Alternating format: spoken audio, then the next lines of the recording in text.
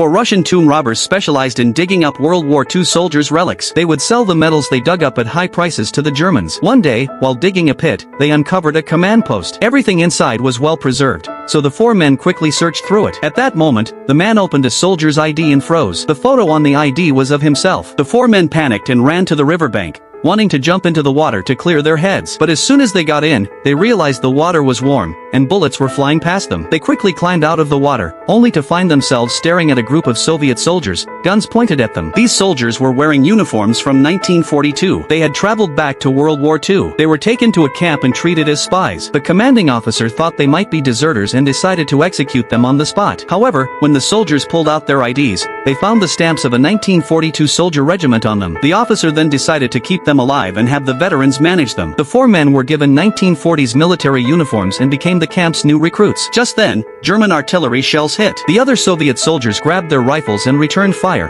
while the medic crawled out of the trench to help the wounded on the battlefield. Though the man was terrified, he still ran out to help. In the end, the Soviet soldiers successfully pushed back the Germans. After the battle, the four men decided to stay and fight alongside the soldiers. Soon after, the Battle of Leningrad began. A Soviet colonel was shot, and the medic tried to drag him into the command post. The man suddenly realized that this was the very command post they would later dig up. He rushed forward, shouting at them to stay out. But the next second, an artillery shell hit the command post, killing the medic and the colonel. The man fell to the ground, crying. For the first time, he truly understood how brutal war could be. Looking at the German bunkers, the man climbed up. He threw a grenade inside, killing the German soldiers. The Soviet army broke through the defenses and launched a full-scale attack on the Germans. One of his teammates was shot. The man knew that if he wanted to save him, he would have to return to their time. So, the three of them rushed to the riverbank.